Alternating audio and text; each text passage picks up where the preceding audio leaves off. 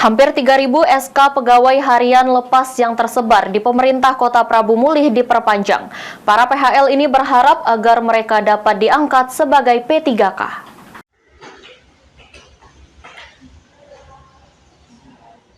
Pemerintah Kota Prabu Mulih memutuskan untuk memperpanjang surat keputusan kontrak kerja PHL. Hal itu dikatakan penjabat Wali Kota Prabu Mulih Elman saat diwawancarai di ruang kerjanya.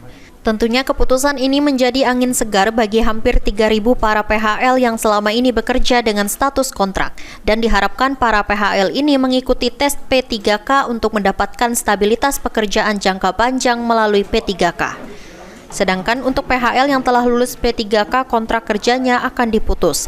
Ini merupakan langkah untuk mengurangi tenaga PHL di Pemkot Prabu Mulih.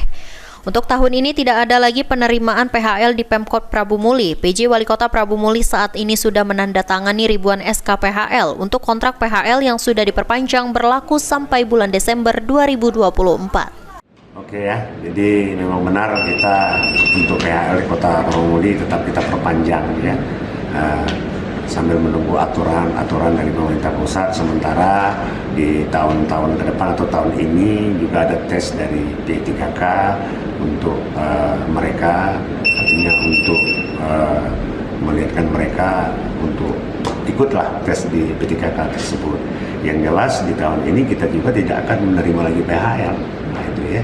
Jadi nanti pada suatu saat dari PHL di Kota Prabu Mulih habis, dan kita berdoa semoga mereka ini diterima di P3K. Dengan adanya kebijakan ini diharapkan para PHL dapat terus memberikan kontribusi maksimal dalam menjalankan tugasnya. Anggi, PAL TV.